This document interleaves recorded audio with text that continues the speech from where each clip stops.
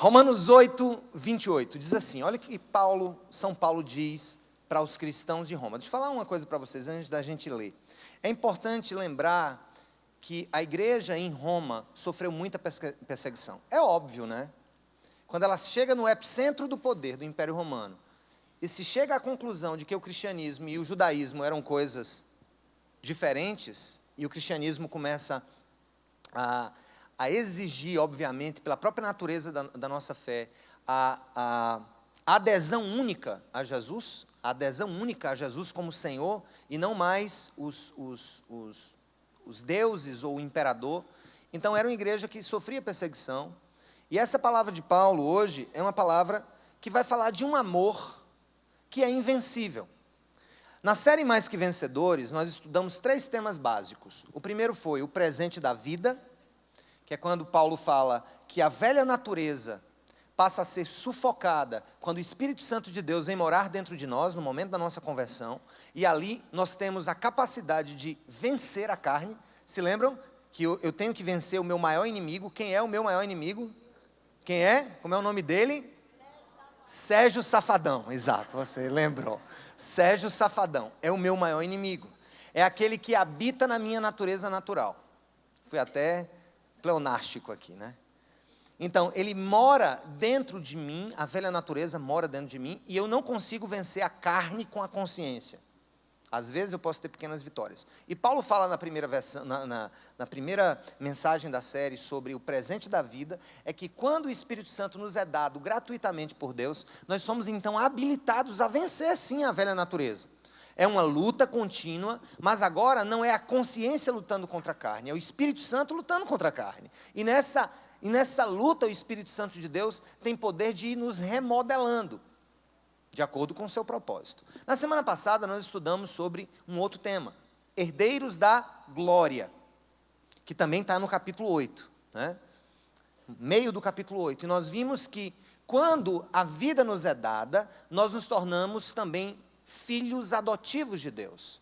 Paulo disse que nós somos adotados por Deus. Eu lhes expliquei que Deus só tem um filho, por natureza, Jesus. A nossa filiação passa a ser decorrente da filiação de Jesus e do sacrifício dele por nós. A cruz não é só a porta para a salvação da humanidade. A cruz é a porta para a filiação de todos aqueles que creem no sacrifício de Jesus e que passam, como disse Paulo, a ser co-herdeiros de Deus junto com Cristo. E nós vimos, no final da mensagem passada, que o Espírito Santo de Deus em nós, agora que somos filhos, ele clama dentro de nós, e ele testifica conosco de que somos filhos de Deus. Eu preciso repisar que todos aqui, e todos no mundo, todo ser humano é criatura de Deus, é amada por Deus. Deus, quando fez, achou muito boa a sua criação.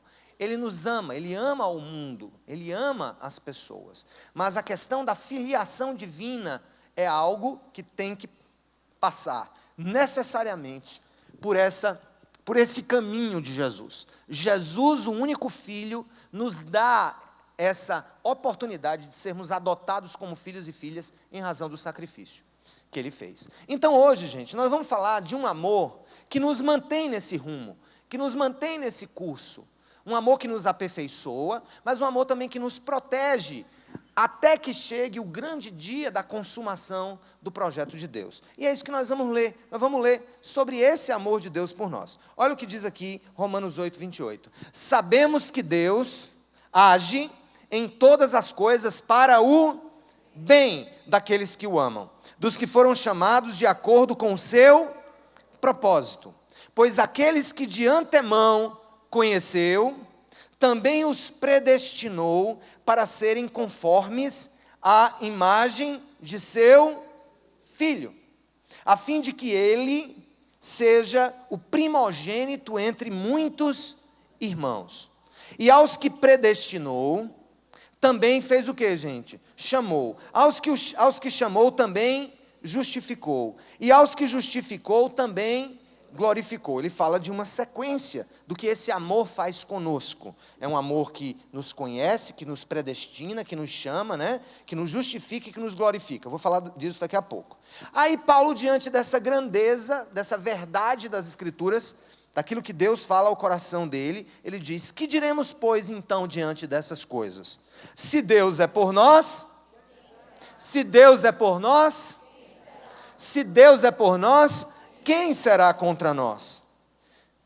Aquele que não poupou a seu próprio filho, mas o entregou por todos nós, como não nos dará juntamente com ele e de graça todas as coisas? Quem fará alguma acusação contra os escolhidos de Deus? É Deus quem os justifica. Quem os condenará? Foi Cristo Jesus que morreu e mais, que ressuscitou e está à direita de Deus e também intercede por nós. Quem nos separará do amor de Cristo? Será tribulação, angústia, perseguição, fome, nudez, ou perigo, ou espada? Como está escrito: por amor de ti enfrentamos a morte todos os dias. Somos considerados como ovelhas destinadas ao matadouro. Mas em todas estas coisas, nós somos o quê? Mais que vencedores por meio daquele que nos amou. Pois eu estou convencido de que nem a morte, nem a vida, nem anjos, nem demônios, nem o presente, nem o futuro, nem quaisquer poderes, nem a altura, nem profundidade, nem qualquer outra coisa na criação será capaz de nos separar do amor de Deus que está em Cristo Jesus, o nosso Senhor. Louvado seja o nome dele por isso. Gente, nós estamos falando agora aqui, é o nome da série, né? Mais que vencedores. Ele nos dá a vida, Paulo fala isso no início do capítulo 8, e ele diz no capítulo 8, verso 1, não há mais nenhuma condenação para aqueles que estão em Cristo Jesus. Ele começa com esse verso, no capítulo 8, verso 1, e ele vai falando sobre o presente da vida que nos é dado. Depois do presente da vida, ele diz, olha, ele não só dá vida, ele nos torna herdeiros dele. É muito diferente dar vida e tornar herdeiro. É muito diferente Deus simplesmente dizer: eu não vou condenar essa alma, mas ao mesmo tempo, não só não condena, mas faz daquela alma cebosa, como eu, seu filho. Eu gosto sempre de me colocar na perspectiva, né? Ele olha para Sérgio Safadão, né? Eu vou usar isso, por favor, não me chamem de Sérgio Safadão lá fora, viu? Porque a disciplina vai brotar. Então, isso aqui é só retórica, tá bom? Embora ele exista dentro de mim, mas hoje eu tenho um novo nome, eu sou Sérgio de Jesus, tá bom? Então, ele nos dá a vida e ele nos torna herdeiros dele, ele vai mais além. Mas ele vai me dizer agora que essa relação de Deus com seus filhos e filhas, nascidos de novo pelo Espírito Santo, não pode ser abalado por nada nessa vida. Nós poderíamos chamar esse resto de Romanos como a teologia da perseverança dos santos. Paulo está nos garantindo que nada vai tirar do coração de Deus, uma vez que Ele nos compra com o sangue de Jesus e nos torna filhos por adoção, nada nos tirará da sua mão. É uma convicção, gente, muito profunda em tempos de crise, especialmente. E olhe que Paulo está escrevendo para uma igreja em crise. A igreja de Roma era uma igreja em crise de perseguição. E ao escrever para aquela igreja, ele começa a falar exatamente ao coração de um povo sofrido. Quando ele diz, ele dá o primeiro reflexo desse amor invencível, quando ele fala no verso 28, sabemos que Deus age em todas as coisas para o bem daqueles que o amam, dos que foram chamados de acordo com o seu propósito. O que Paulo está querendo dizer é que a primeira qualidade desse amor invencível é a qualidade que faz com que Deus use todas as circunstâncias da nossa existência, as boas e as más, as duras e as leves, as alegrias e a tristeza, a saúde e a doença. Ele usa todas as circunstâncias para transformar em algo benéfico na nossa vida. Mas ele faz isso com aqueles que o amam, certo? Isso não é uma promessa dada ao mundo em geral, como se dissesse assim, cara, eu vou entrar na gandaia, cair na gandaia no fuzuê, entendeu? Eu vou trair minha mulher, cheirar cocaína, andar 180 km por hora, eu vou fazer isso e aquilo, eu vou viver uma vida dissoluta, porque a Bíblia diz que Deus age em todas as coisas, opera em todas as coisas para o bem, mas é para o bem dos que o amam. E quem ama a Deus, obedece a Deus, amém, gente? Jesus disse isso muito claramente, ele disse, se você me ama, então você ouve e pratica os meus mandamentos. É impossível que você me ame sem estar alinhado com o meu caráter. Não há amor aqui. O que há aqui talvez seja uma relação de usurpação, uma relação em que eu quero Deus para satisfazer as minhas necessidades. Então Paulo está me garantindo uma coisa: você ama a Deus, você tem vivido para Deus, você tem lutado para viver uma vida digna do chamado de Deus. O que é que Deus está me dizendo? Que o amor dele, então, faz com que tudo que os filhos e filhas que o amam, tudo aquilo que acontece na vida deles, ele vai fazer convergir para algo benéfico, para o bem daqueles que o amam e que foram chamados segundo o seu propósito. Então o que Paulo está me garantindo é que nós somos mais que vencedores, porque há um amor que é invencível. E o primeiro reflexo desse amor invencível é de que esse amor faz com que tudo o que aconteça na minha vida, enquanto alguém que ama a Deus e que busca, sabe, viver a vida de Deus e que é guiado pelo Espírito Santo, aquela pessoa vai passar por situações, perrengues, lutas, dores, ansiedades, tristezas e tudo aquilo Deus vai usar como alavanca. Deus alavanca o propósito dele na nossa vida através das coisas boas e ruins que a gente vive. Eu vou dar um exemplo bem legal. Quem gosta de bolo? Bolo. Aquele bolinho com café, pai, no domingo. Imagine só, cortando aquele bolinho. Quando você corta, ainda sai aquele cheirinho do bolinho, né? Com aquele cafezinho. Quem gosta do bolinho, do cafezinho, tá? Quem sabe, quem tem uma receita fácil de bolinho aqui para mim? Uma receita fácil de bolinho. Niadinha, você tem uma receita fácil de bolinho. Aquele bolinho 1, 2, 3, 4, 5, né? É 1 de não sei o quê, 2 de não sei o quê, 3 de não sei o quê, 4 de não sei o quê, 5 de não sei o quê. Quem tem uma receitazinha fácil aqui de bolo? Né? Não tem o bolo 1, 2, 3, 4, 5? Não me diga o que é, que eu vou trocar os elementos. Eu vou botar 5 doses de fermento, 1 dose de farinha de trigo, 4 de leite, não vai dar certo. Então, as proporções corretas vão nos dar um bolo gostoso, tá bom, gente? Agora eu quero lhe desafiar a fazer uma coisa. O bolo é gostoso? Né? A gente não gosta do bolo? A gente não toma o bolo com café? Agora eu vou desafiar você a fazer uma coisa. Quando você comer o seu próximo bolo gostoso na casa de alguém, você vai perguntar como é que ela fez aquele bolo. Ela vai dizer: não, eu usei tanto de açúcar, eu usei tanto de manteiga, eu usei tanto de farinha de trigo, eu usei tanto de óleo, ou o que quer que seja, e por isso que esse bolo, coloquei no fogo tantos minutos, ele está aqui. Aí você vai dizer assim: olha, esse bolo está muito bom. Ele está tão bom que eu estou com vontade de fazer uma coisa. Aí a pessoa vai dizer: o que é que você quer? Eu quero comer os ingredientes do bolo antes do bolo ser feito, porque se o bolo é feito dos ingredientes e o bolo é bom, então os ingredientes são, então, formadores daquele bolo que é bom. Amém, gente? Então você vai dizer: me dê, por favor, uma colherzinha de fermento que eu quero comer aqui, me dê aí 3 colherzinhas de açúcar, aí você, plá, aquela açúcar na boca, né? Aí vai chegar uma hora boa, me dê agora a manteiga, ela vai lhe dar uma manteiga toda, né? A manteiga é boa quando ela é usada para um propósito, né? Imagina você comer um pote de manteiga. Não vai dar certo. Por que não vai dar certo? Porque o bolo só é bolo quando tudo aquilo está junto e forma o bolo bom. E aquele bolo, ele é cozido, ele é feito no fogo. Eu poderia dizer que o que Paulo está querendo nos dizer, de uma maneira muito metafórica, usando uma metáfora pessoal, a vida de um cristão e de uma cristã que realmente amam a Deus, é como a conjunção de ingredientes, que se forem vistos isoladamente, eles vão ser amargos, eles não vão ser palatáveis e eles vão produzir muitas vezes enjoo da própria vida. O que Deus está querendo dizer é o seguinte: talvez a fase que você esteja vivendo hoje seja uma fase não compreendida, um momento não compreendido, mas eu estou juntando todas as suas experiências, todas as suas dores, todas as suas marcas, todas as suas circunstâncias, eu estou juntando tudo isso e com fogo purificador do meu Espírito Santo, algo maravilhoso virá como consequência. Quem acredita nisso diz amém.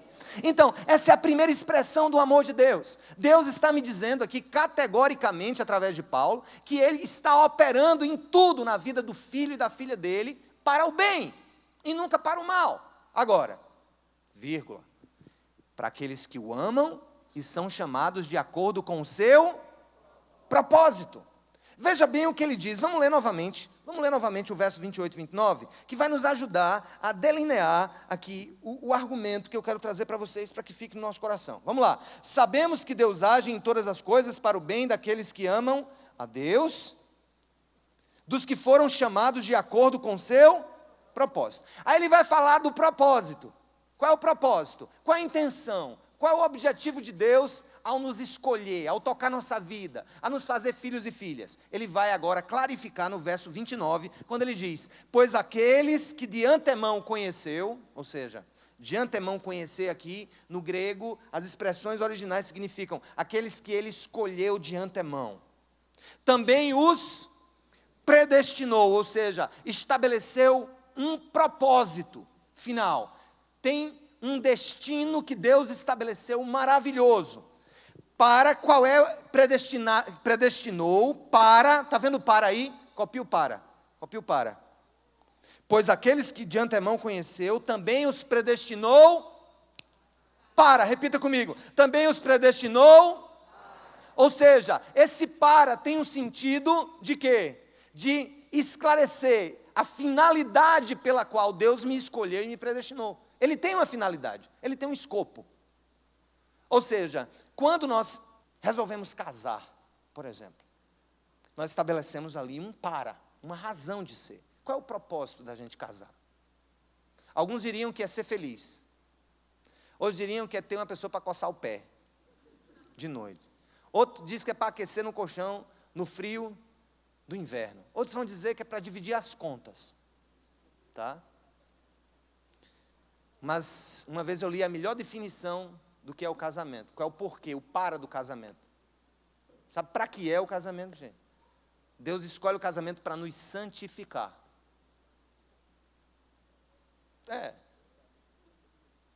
Porque no casamento a gente exerce paciência, tolerância, o individualismo tem que ceder ao coletivo, o eu precisa ser nós, o meu precisa ser nosso. E nós não nascemos para dividir, nós nascemos para o egoísmo. Nós somos naturalmente egoístas. Naturalmente egoístas. Então, tem um para nessa sentença que nos leva a uma conclusão. Então, Deus nos escolhe de antemão e Ele nos predestina para o quê? Ele vai dizer o objetivo, o propósito para o qual eu fui chamado, Ele vai descortinar agora. Qual é o objetivo? O que é que vem depois do para, gente? Para o quê?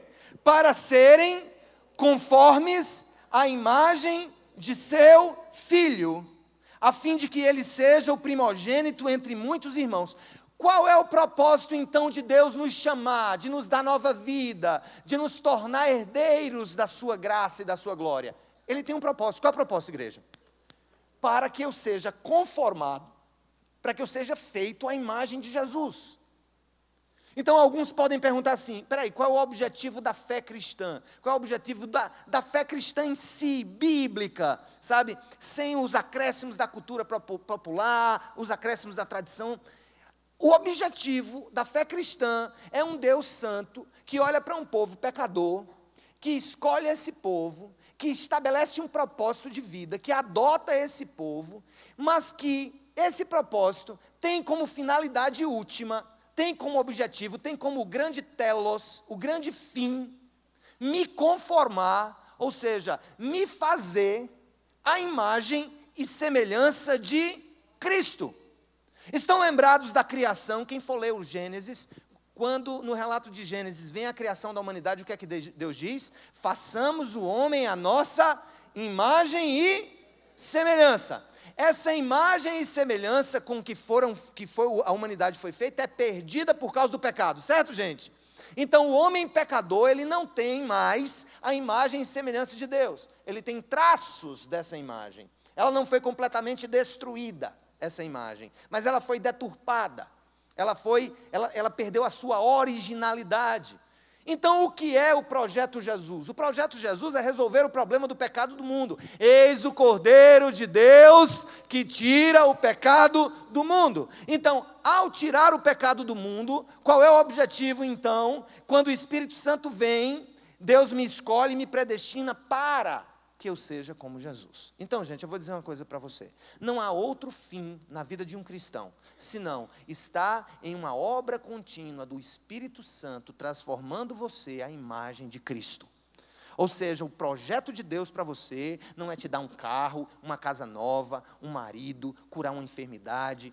Isso tudo é secundário. Tudo isso é acessório. O grande projeto do reino de Deus é que o grande rei, o santo Deus, olha para uma humanidade pecadora e carente e oferece gratuitamente a salvação em Cristo Jesus. E nesse momento que nós ganhamos o Espírito Santo, que começa então a obra na nossa vida, A conversão não é o fim de todas as coisas, a conversão é o início desse é o início dessa conformação. E aí eu vou dizer para vocês, mais ou menos, o que é que eu estou querendo falar nessa noite para vocês, sobre isso. Primeiro, sobre um amor que usa todas as coisas para o meu bem. Segundo, um amor que tem como plano final, tem como escopo final, criar em mim a imagem de Jesus. Criar em mim a figura de Jesus. Criar em mim a santidade de Jesus. Esse é o objetivo da nossa salvação. Esse é o objetivo final da nossa salvação. Você poderia chamar esse processo de conformação à imagem de Jesus de santificação.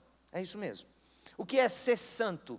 Ser santo é ser separado para um projeto de conformação do meu ser novo agora, da nova natureza que luta contra a velha, para que eu seja formado à imagem de Jesus. E o Espírito Santo, a Bíblia diz, também em outra passagem, que o Espírito Santo que está em nós, está sofrendo dores de parto, até que Cristo seja formado dentro de nós. O Espírito Santo é quem está na obra de formar Jesus dentro de mim. E formar Jesus dentro de mim significa tirar de mim o velho homem a cada dia. Por que eu estou batendo nesse ponto? Nós estamos numa época muito interessante, em que o Nordeste celebra a memória de alguns santos homens de Deus da história, que nós também devemos reconhecer, reverenciar e imitar. Foi o próprio Paulo que disse, sejam meus imitadores, assim como eu sou de Cristo. Então, os apóstolos João, Paulo, foram homens que viveram a vida do Evangelho e pagaram o preço por viver aquela vida. Nós devemos imitá-los, sim. Nós devemos tê-los como exemplo e nós devemos buscar viver a vida que eles viveram. Então, não é de todo sem utilidade a nossa reverência à memória dos santos da igreja. Não, absolutamente. Se você é evangélico e pensa diferente, então você não conhece a Bíblia. A nossa reverência à vida dos homens e mulheres de Deus nas Escrituras, dos santos homens e mulheres de Deus nas Escrituras, deve ser o quê? Deve ser o sinal de que nós queremos ter uma caminhada como eles tiveram. Até aí está tudo bem. Quando é que começa o problema? O problema é quando a gente começa a achar que os santos são uma categoria extra dentro do cristianismo e que eu sou do grupo da casta inferior, eu sou dos párias do cristianismo. Eu estou ali, eu não sou como os santos, eu sou um cristão comum. O problema é que, tradicionalmente, existe cristão comum. Culturalmente, existe cristão comum. Mas, biblicamente, não existe cristão comum. Porque o objetivo do Espírito Santo é nos o quê? Tornar santos como Jesus Cristo é santo. É óbvio que todos os convertidos estão em algum nível nessa estrada, em algum nível nessa busca. Tem pessoas que têm se rendido mais às ações do Espírito Santo e tem outras que não. E tem outras que estão vivendo ilusões. Ilusões de criar o que eu chamo de cristianismo customizado. O que é o cristianismo customizado? Eu pego das Escrituras aquilo que me convém. Aquilo que não me convém, eu vou escolher uma pessoa que também não acredite naquela parte das Escrituras para me dizer o que eu quero ouvir. E o ponto aqui de Paulo, gente, é que não há absolutamente outro propósito, quer seja para Sérgio, quer seja para João, quer seja para Pedro, quer seja para Zé, quer seja para Tiago, quer seja para quem quer que esteja aqui ouvindo, ou que ouça a palavra do Evangelho, não há um plano B. O plano A, o plano único de Deus, ao nos salvar em Cristo, é tornar-nos parecidos cada vez mais com Jesus. Por isso que nunca vai ser inútil, nunca vai ser retórica a seguinte pergunta: o que Jesus faria se estivesse no meu lugar? Isso não é uma pergunta retórica, isso é uma pergunta necessária. É como se eu começasse a perguntar: como Jesus trataria a minha esposa? Como Jesus trataria os meus filhos? Do jeito que eu trato, como um cavalo batizado? Como Jesus se posicionaria se ele estivesse entabulando um negócio? Como ele se comportaria quando ele desse a palavra em um contrato e assinasse aquele contrato? Como Jesus se comportaria diante de uma internet aberta, totalmente aberta hoje, que nossos filhos de 2 anos, aos velhinhos de 100 e poucos anos, estão lá, olhando, se alimentando continuamente de conteúdos impróprios, de pornografia danosa. O que Jesus faria? O grande problema da gente não é a reverência aos santos. O nosso problema é achar que eles são santos e nós podemos escolher um estilo de vida. Observe que o propósito é nos conformar à imagem de Jesus. Eu vou dar um exemplo. Vamos pegar o bolo? Deixa eu perguntar uma coisa para vocês. Quem toma a forma de quem? É a massa que toma a forma da forma ou a forma que toma a forma da massa? Não troca a língua, né? Vamos lá, todo mundo? É a massa que toma a forma da forma ou a forma que toma a forma da massa? Vamos lá. É a massa que toma a forma da forma ou a forma que toma a forma da massa? Repita comigo. É a massa que toma a forma da forma ou a forma que toma a forma da massa? Quem toma a forma de quem? A massa. O que é o cristianismo customizado? Ora, se Jesus é a forma, se Jesus é o padrão, se Jesus é o modelo que Deus quer criar em mim, eu preciso me conformar a Jesus e não Jesus se conformar a mim. Por que eu estou falando isso? Porque nós estamos vivendo a era da igreja customizada, do cristianismo customizado. Gente, eu tenho ficado perplexo.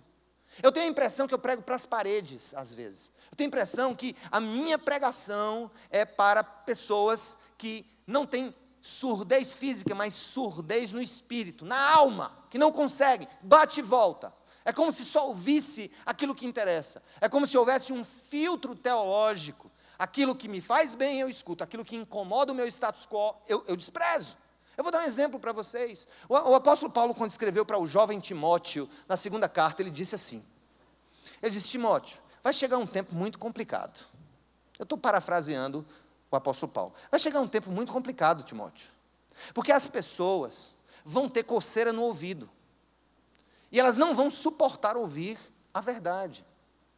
E por não suportar ouvir a verdade, quem é a verdade? Jesus e o seu ser, eu sou o caminho, a verdade e a vida.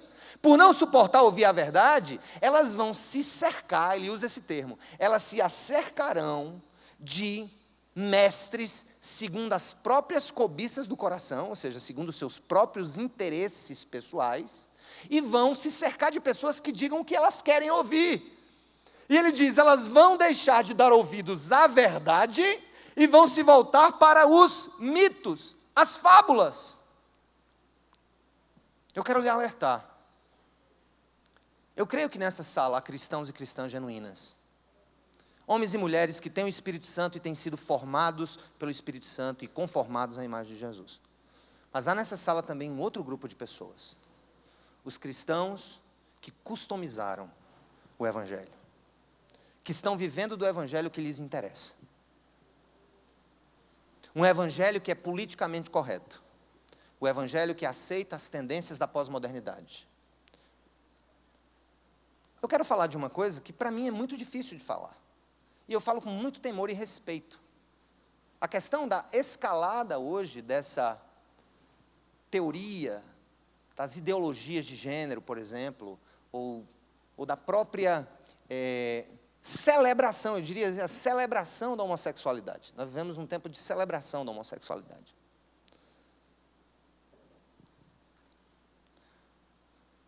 Em 20 séculos do cristianismo, Jesus, apóstolos, pais da igreja católica, igrejas ortodoxas, igrejas evangélicas, nesses 20 séculos, está muito claro que esse não é o projeto de Deus. Eu sei que o que eu estou falando não é politicamente correto, tá? E nós teríamos semanas para debater esse tema com muito respeito às pessoas que optaram ou que vivem a homossexualidade como um padrão que elas entendem ser. Veja bem, antes, vejam isso como um padrão que seja socialmente plausível. O problema não é que seja um padrão socialmente plausível. O problema é criar-se toda uma estrutura agora teológica e eclesiástica para justificar isso como sendo um padrão divino. Então, por que existem, por exemplo, as pessoas confundem uma igreja inclusiva, não é uma igreja que recebe homossexuais, nós temos pessoas nessa comunidade que têm lutado com a homossexualidade, mas também temos aqui gente que está lutando com pornografia, gente que está lutando com cleptomania, gente que tem outros pecados. O cristianismo é, por natureza, inclusivo. Mas, por ser inclusivo, ele não deixa de ser conformacional. Ele inclui a todos, para que todos sejam, pelo Espírito Santo, levados a o quê, gente? A imagem de Jesus. Quando Paulo diz que nesse tempo nós vamos nos cercar de pessoas e de mestres segundo as nossas próprias cobiças, ele está querendo dizer, em outros termos, hoje os grupos se criarão, haverá um tempo em que se criarão grupos em que as pessoas, por não quererem aceitar a doutrina bíblica, a doutrina apostólica, a doutrina de 2000 anos de igreja, vai se cercar de mestres que vão dizer o que elas querem ouvir, para que elas se sintam melhor ouvindo o que as pessoas têm a lhes dizer. Eu quero dizer o seguinte, gente, em resumo, não tem plano B. Deus só tem um plano para você e para mim, é me fazer igual a Jesus. E o que Ele faria se estivesse no meu lugar? O que Ele faria se estivesse no meu lugar?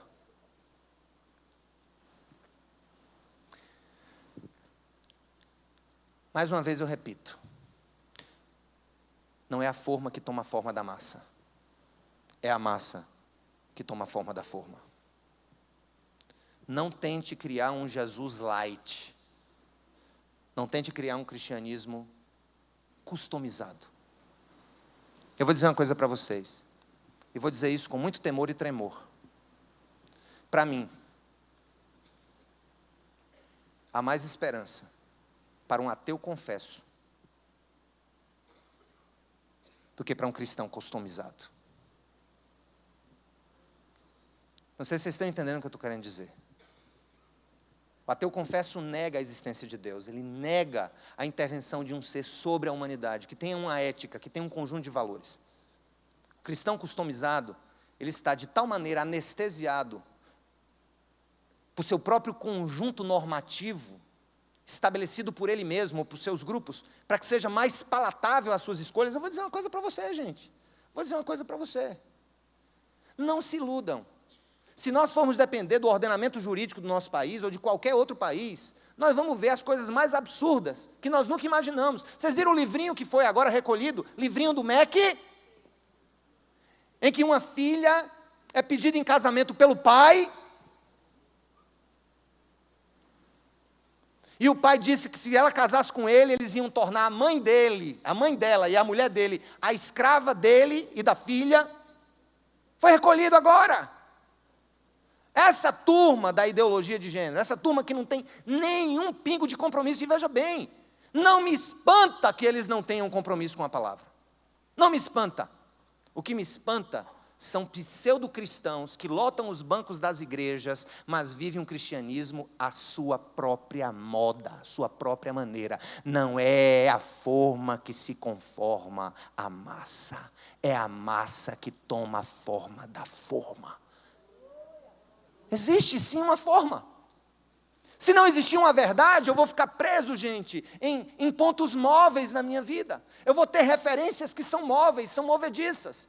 Hoje está certo, amanhã está errado, amanhã já é outra coisa. Não se espantem, a humanidade está caminhando, isso já existe escancaradamente nos países, em muitos dos países islâmicos, criança de 9 anos sendo esposa de marmanjo de 25 anos. Não se espantem daqui a algum tempo, a pretexto dos pseudos direitos sexuais da criança, que queiram diminuir a idade para que se considere pedofilia, e diga que, por exemplo, uma criança de 9 anos que gostou de ser tocada pelo tio de 50, aquilo ali descriminalizaria a conduta, ou a ilicitude do fato. Há muitos movimentos assim, escuta. Eu não sou pregador de autoajuda. Eu não quero dizer o que você quer ouvir. Me interessa que você escute o que você não quer ouvir. Porque o projeto agora, gente, é de tomar a forma de Jesus, um bando de madeira bruta, um bando de barro rebelde que somos nós. Mas o Espírito Santo não perde essa luta. O Espírito Santo jamais vai perder essa luta. Porque é o plano de Deus. O plano de Deus é me fazer a imagem de Jesus. E digo e repito, falo isso com muito temor e respeito. A igreja deve respeitar, amar e proteger qualquer pessoa de qualquer tipo de discriminação. Isso não significa que a igreja precisa assinar embaixo. A igreja não precisa ser um dos atores no processo de customização do cristianismo, né? Agora eu quero usar as palavras do paraibano Herman Benjamin, quando decidiu que todas as provas colhidas na Lava Jato poderiam ser usadas no julgamento eleitoral. Ele disse: eu não serei coveiro de provas vivas. Eu posso até participar do enterro, mas eu não vou carregar o caixão. Eu não serei coveiro de provas vivas de corrupção que vocês não querem tomar emprestado para que aqui essa chapa seja caçada a presidente e o vice-presidente. E eu vou dizer para vocês, eu não serei coveiro das verdades de Deus por medo de quem quer que seja, porque as verdades de Deus são eternas e elas foram feitas para nos transformar à imagem de Jesus. Esse é o plano! Esse é o projeto! Esse amor, gente, não só faz com que todas as coisas cooperem para o meu bem. Esse amor está me levando a criar em mim a imagem de Jesus. Que coisa mais maravilhosa, é ou não é, gente? Isso é maravilhoso demais. Mas ele vai mais longe. Ele vai mais longe. Ele fala aqui de uma sequência que eu prefiro deixar para um outro dia. Eu quero me focar aqui em outro ponto. Mas eu vou passar por isso aqui. O verso 30, o que é que diz para nós no verso 30? Vamos ler? E aos que predestinou, ou seja, aos que estabeleceu um plano eterno, ele também o que, gente? Chamou. E aos que chamou, esse chamado é irresistível. Nós chamamos o chamado da graça irresistível. Isso é um dos pontos inegociáveis da teologia reformada. O chamado, a graça irresistível. Esse chamado de Deus é irresistível. Quando Ele bate a porta do nosso coração, não tem como a gente não se desmanchar. Por isso que eu fico tranquilo. Eu fico tranquilo. Porque a minha tarefa não é absolutamente convencer ninguém, nem converter o coração de ninguém. Minha tarefa é expor com transparência, com verdade, as Escrituras. E o Espírito Santo é que vai chamar você ao arrependimento. Ele nos escolhe, Ele nos chama. Depois que Ele nos chama, o que é que Ele faz, gente? O que é que Ele diz? Os que chamou também justificou. E os que justificou também glorificou. Eu quero dizer que glorificar aqui é o estágio final. Glorificar-nos e nos fazer a imagem e semelhança do Cristo ressurreto é a mesma coisa. O que é a glorificação? A glorificação é o estágio final do trabalho de Deus na minha vida. É quando a obra-prima dele estará pronta e que será feita pelas mãos dele, tendo como modelo o próprio Filho. Glorificar é receber o meu corpo eterno, glorificado, e assim estarei face a face com Cristo, e assim serei como Ele.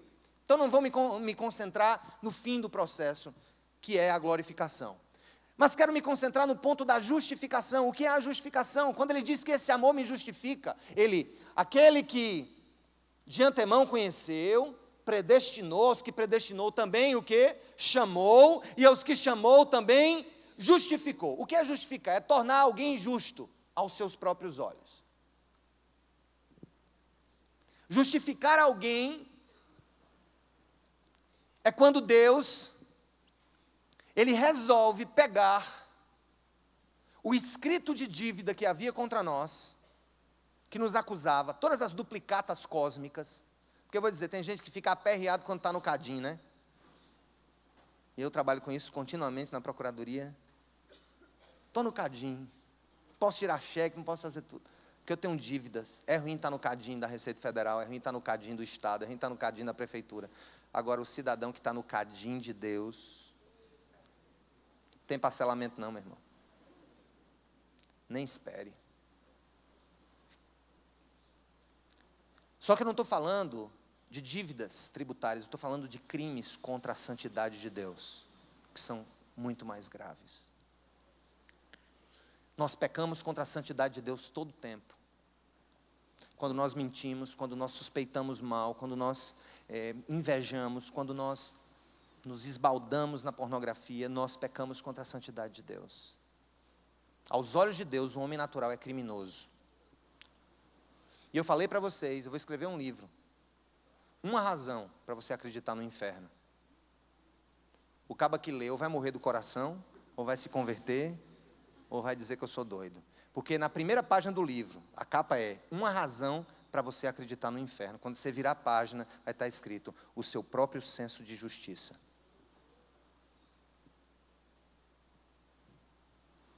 Ora, se nós temos um senso de justiça aguçado, quem é que não ficou fervendo essa semana com esse negócio desse julgamento? Quem é que não está fervendo?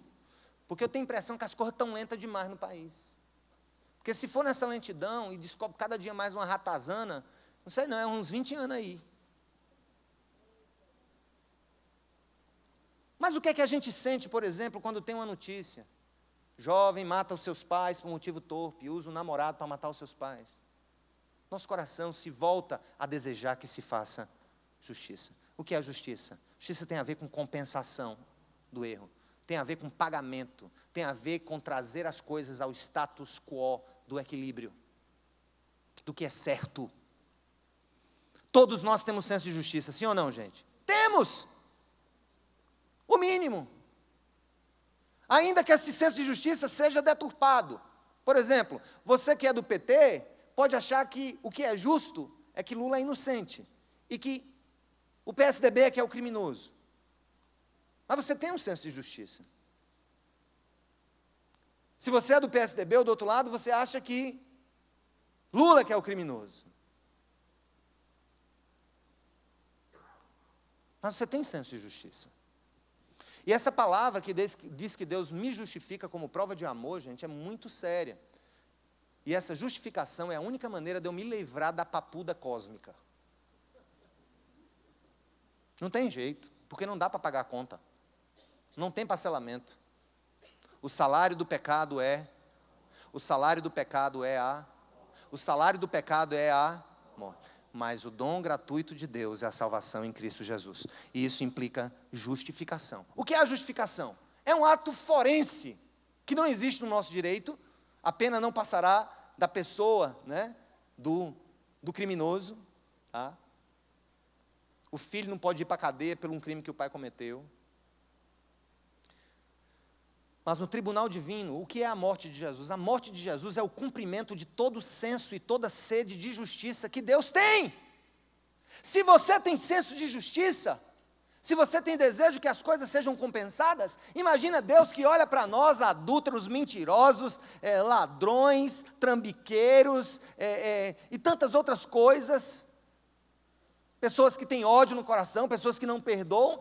O cosmo precisa ser passado a limpo, assim como a política do Brasil precisa ser passada a limpo. E para passar a limpo o cosmo, Deus escolheu alguém para condenar, alguém que não merecia nada de condenação, porque não tem nenhum pecado, o único capaz de nos substituir, porque não tem pecado algum. A morte de Jesus, gente, não só nos salva, mas Deus imputa, transfere a justiça de Cristo para o cristão.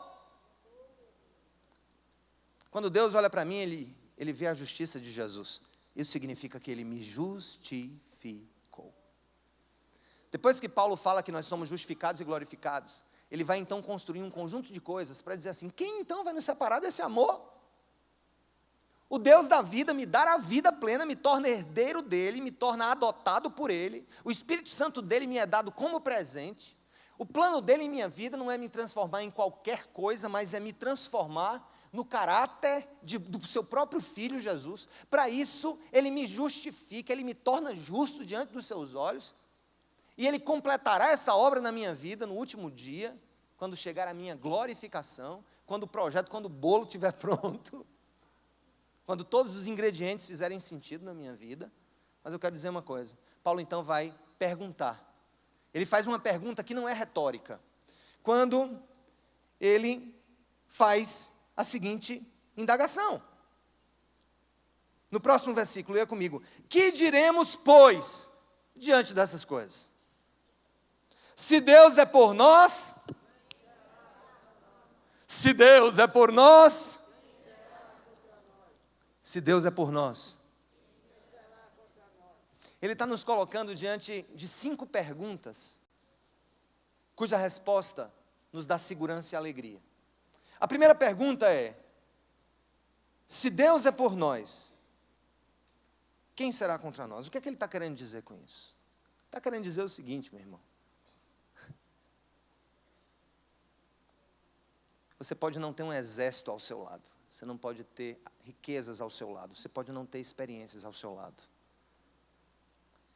Mas para os seus filhos e filhas, Deus é por eles. E ninguém poderá nos deter. Quando me perguntaram um dia: pastor, você acredita no projeto Cidade Viva? Acredito. Você tem força, experiência para levar à frente? Eu digo: nem força, nem experiência, nem dinheiro, nem coragem. Mas se isso é uma obra de Deus, se Deus é por nós, quem será contra nós? Nós vamos até o fim. Nós vamos chegar onde Ele estabeleceu que nós chegaríamos. Nós vamos ganhar nenhuma alma menos, nenhuma alma mais, de todas aquelas que antes da criação do mundo Ele escolheu para que sejam colhidas a partir desse ministério. Se Deus é por nós, quem será contra nós? Você pode estar... E olha que ele está escrevendo para uma igreja em perseguição. Um dos planos de Paulo, que ele descortina no capítulo 15, lá na frente, capítulo 15 da mesma carta, ele vai dizer de uma intenção missionária que ele tinha. Qual era a intenção missionária com os romanos? Ele queria tornar Roma uma base missionária para que ele pudesse chegar até a Espanha. Ele fala sobre esse plano. Agora imagina, em época de perseguição, o cara pensar em expansão, o que é que a gente faz em perseguição? A gente se esconde. O que é que a gente faz no momento da perseguição? A gente tenta se preservar. O que é que a gente faz no momento que parece que as coisas vêm contra nós? Nós tendemos a recuar. Então, dentro desses processos, é que vai vir, que ele vai falar, se Deus é por nós, quem será contra nós? E ele vai falar de tribulação, angústia, perseguição. Ele vai falar de tantas coisas que tentam nos demover desse processo. O ponto que ele quer clarificar para nós é que o Senhor do propósito é o Senhor da guerra.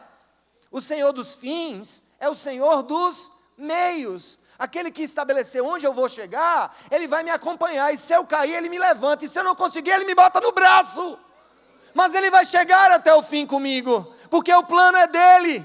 Isso é ser mais que vencedor, é saber que 1000 coisas podem acontecer na nossa vida, 1000 coisas, centenas de circunstâncias podem tentar nos paralisar, nos jogar para trás, nos impedir de prosseguir, de fazer a vontade de Deus. E Paulo quer que você saia daqui, gente, cheio de exortação com relação ao cristianismo customizado, mas também cheio de consolo e de esperança a respeito de um Deus que é por nós. E se Ele é por nós, quem será contra nós? Quem impedirá o progresso do Evangelho? Quem impedirá que você, homem, e você, mulher de Deus, com o Espírito Santo habitando em você, continue a fazer tudo aquilo que Deus estabeleceu para que você faça? Se Deus é por nós, se Deus é por nós, se Deus é por nós.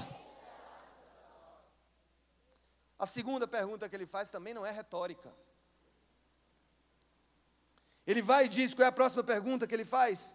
Ele diz assim: aquele que não poupou o seu próprio filho, mas o entregou por todos nós, como não nos dará juntamente com ele e de graça todas as coisas? O que é que Paulo está dizendo, gente? Eu sei que é bom pedir coisas a Deus, eu sei que é bom pedir a graça, o consolo, mas o que a palavra de Deus está me dizendo é o seguinte: Deus já me deu o melhor.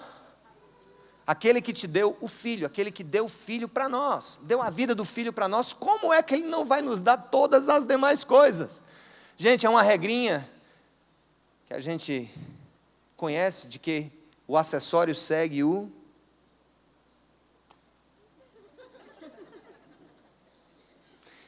O acessório segue o principal.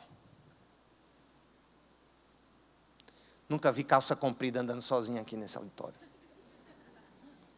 Nunca vi tamanco sapateando aqui sozinho. Não. Se for, é do cão.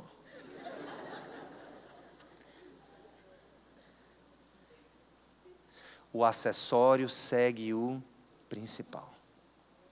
Ah, Senhor, eu preciso de uma casa, eu preciso de trabalho, preciso disso. Escuta, Deus já deu o principal. Como não daria o acessório? É por isso que Jesus, no Sermão da Montanha, nos diz o quê? Busquem primeiro o reino de Deus e a sua justiça, e as demais coisas acessórias vos serão acrescentadas. O que Paulo está dizendo, que nós somos mais que vencedores, é que nós já temos tudo, porque o Espírito Santo de Deus habita em nós. O demais é acessório. Acorde de manhã dizendo: louvado seja o nome dEle, porque Ele vive em mim, porque eu sou parte dessa família. Eu não mereço, mas sou parte dessa família. Ele me justificou, pegou a justiça do Filho e lançou sobre mim. Aleluia. Terceira pergunta que ele faz. Qual é a próxima? Quem fará alguma acusação contra os escolhidos de Deus? É Deus quem os justifica. Paulo está falando das acusações do inferno. E eu quero esclarecer uma coisa para você. Tem muito irmãozinho no presente pecando em razão do seu cristianismo customizado, fazendo a massa querendo informar a forma e não ser conformada à forma. Tem muita gente que está vivendo na gandaia e no fuzuê, gente que ocupa esses auditórios no domingo, mas estão traindo a mulher, estão mergulhados em pornografia, estão vivendo vidas sexuais ilícitas, fora da constância de um casamento monogâmico, que estão vivendo como acham que devem viver à luz do politicamente correto. Deixa eu dizer uma coisa para você. Tem muita gente que usa esse versículo para dizer assim: ainda bem que Deus não me acusa como vocês me acusam. Alto lá. Quando ele diz quem tentará acusação contra os escolhidos de Deus, ele está falando de um passado em que nós dele nos arrependemos, um passado que nós lançamos no fundo do poço, um passado que foi perdoado e lavado pelo sangue de Jesus, não um presente contínuo de uma vida dissoluta, como se Deus não existisse, vivendo um tipo de ateísmo prático, que diz que Deus existe, mas vive como se Ele não existisse. O que Paulo está dizendo é o seguinte: o diabo vai se levantar várias vezes para nos trazer à memória. Quem é você? Olha quem você foi. Olha o que você fez. Você não pode estar aqui. Vocês estão lembrados daquela pregação que eu fui fazer em Belo Horizonte, na igreja da Lagoinha? De repente o cara está arrumando meu microfone, e quando eu olho para o cidadão, eu digo: eu conheço esse rapaz da Globo, mas não sabia de que novela. E aí o pastor da igreja me disse: é Guilherme de Pádua, que assassinou a Daniela Pérez. Quando eu soube, eu cheguei e fiz assim: fala-me Deus.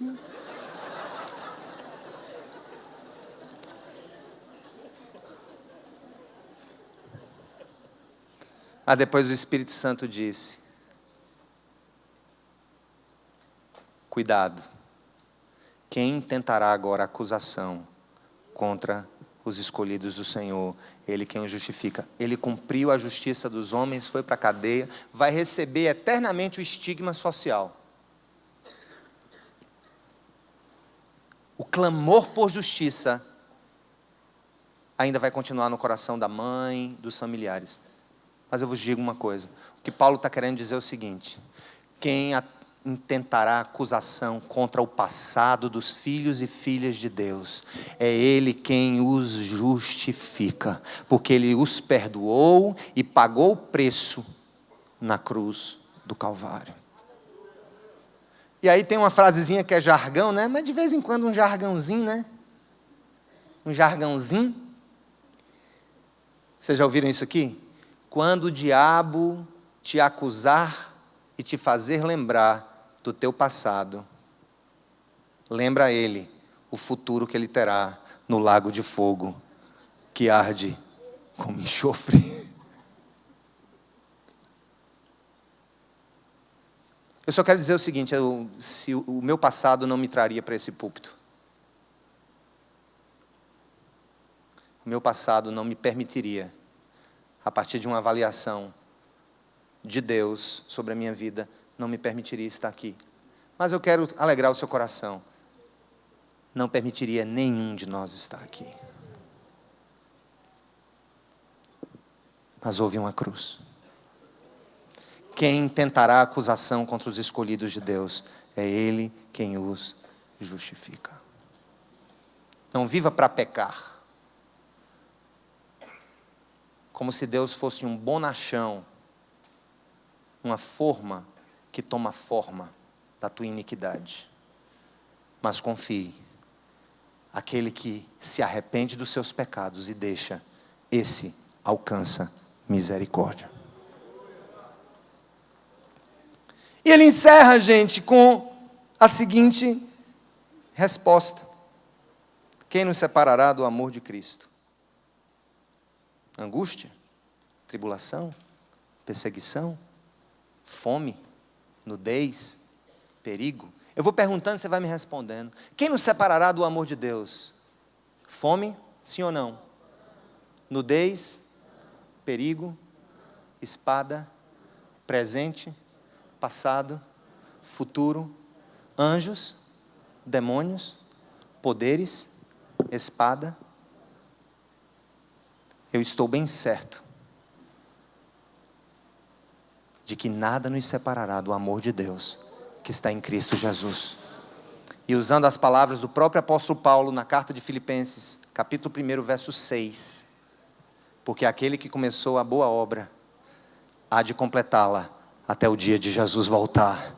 E por isso nós somos mais que vencedores. Vivamos para a glória de Deus, para a alegria da humanidade, sendo santos como Ele é santo, não buscando conformar a forma, a nossa massa, mas conformando a nossa massa, a forma de Deus, nos conformando à imagem de Jesus. Que Ele te sustente, que Ele te dê vida, e que Ele te tire, escuta, que Ele te livre de um cristianismo customizado. Amém.